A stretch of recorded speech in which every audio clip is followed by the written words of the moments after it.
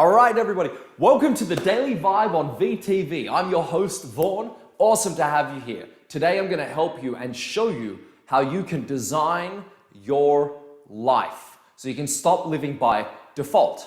Now, if this is the first time you've heard this type of information or idea, you might think, wait a minute, Vaughan, I'm a plaything for life circumstances. I can't design my life. Are you kidding me? You don't know my story. You don't know what's happened to me in the past. You wouldn't believe me because my situation's unique and I'm different.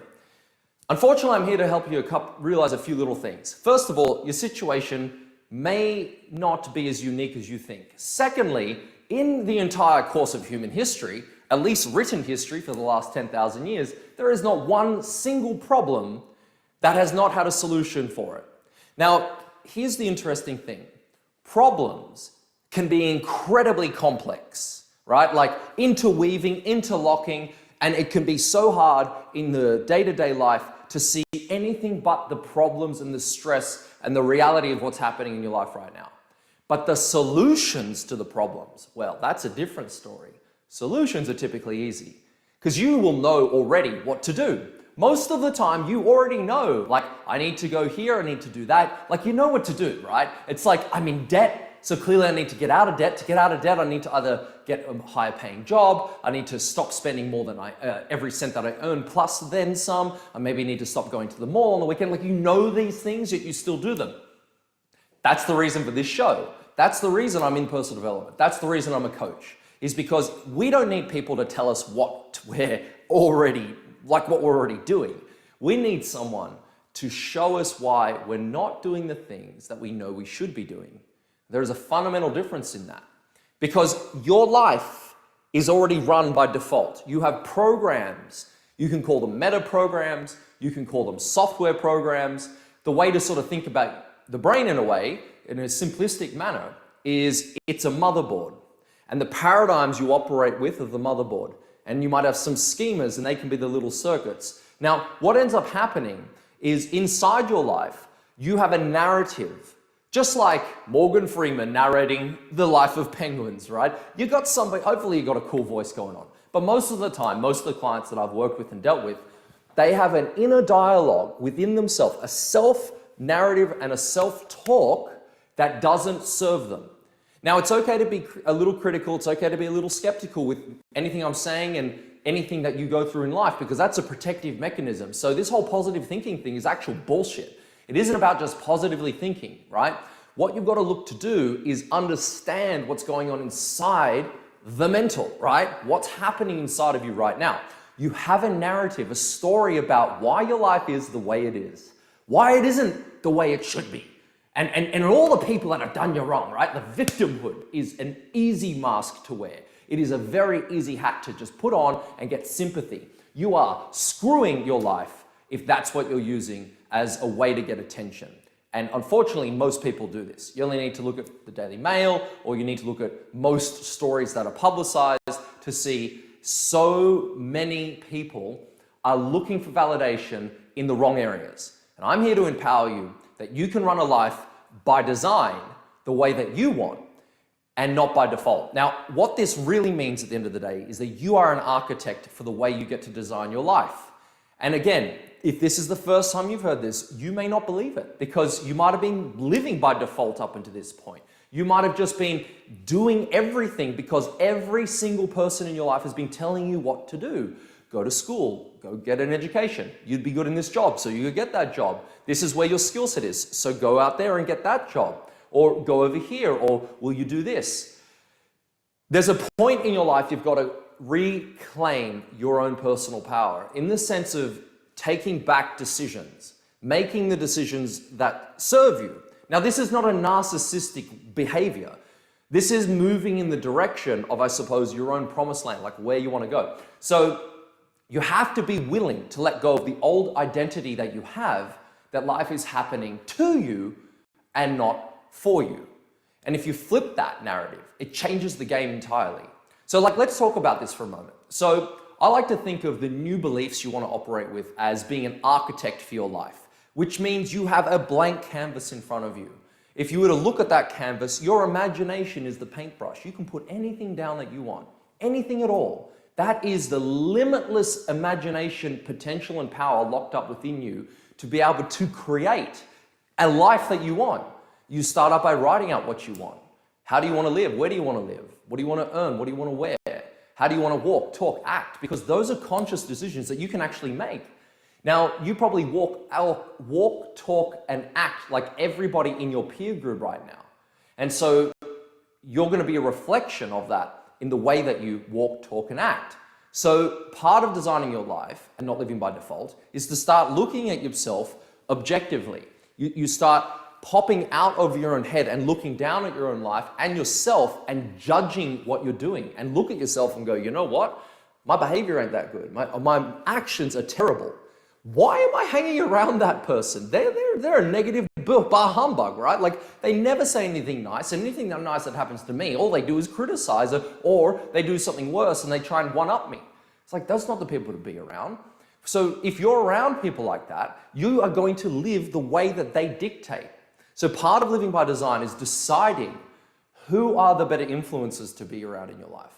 Who are the people that are going to lead you? Who are the people that you can lead and give back to, and it will be a reciprocal exchange.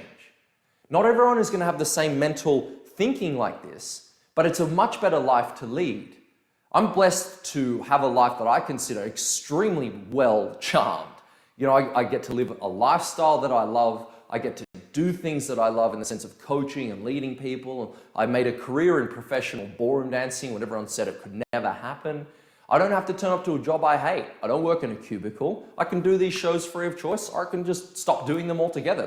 It's entirely my call. I want to do this because I want to pass the baton and the information and tell you that you can live a life that you dream of. But there's got to be a starting point, and it isn't a plan. It is not a map. You don't need those two things.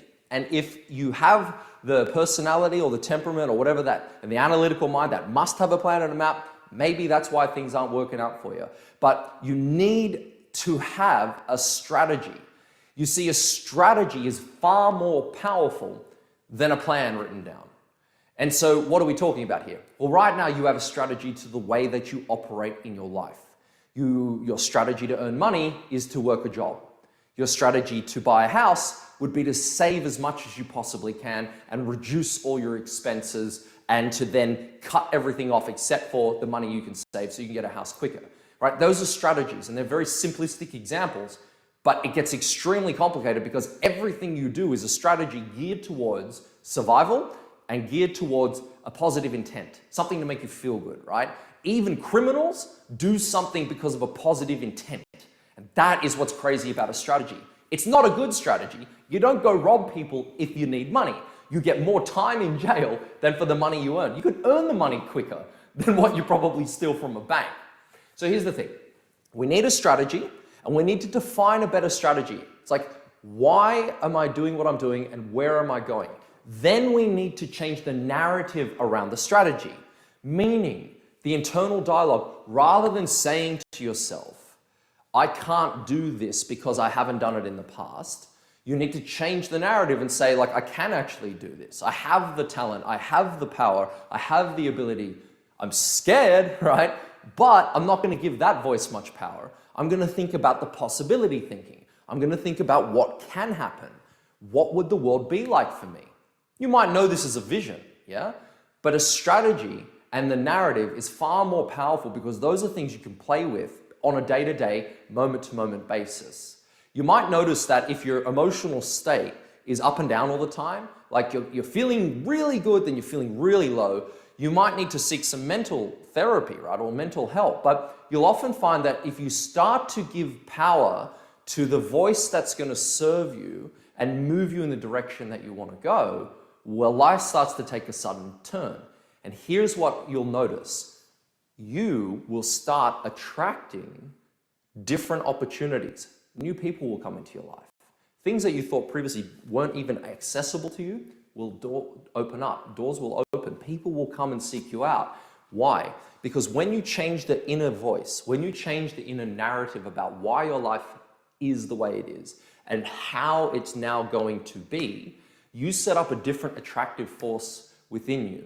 And that attractive force brings to you different circumstances. it brings to you different opportunities. You attract them. You don't get a choice on attraction as an idea. You are constantly attracting. And some people's lives, they are shit magnets. All they attract is shitty circumstances. And so it's very easy for the narrative in that person's life to feed back to them, well, everything in life goes against me.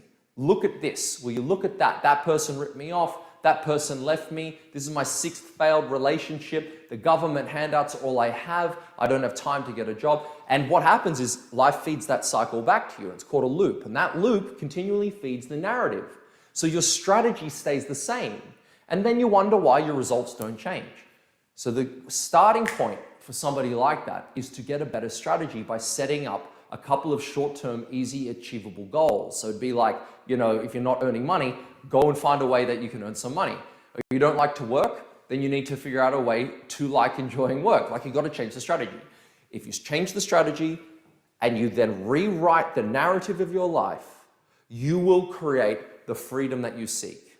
Until then, you will be shackled and you will be chained on the burdens of the habits that you currently possess, and the life that you seek will always be by default and never by design or intention.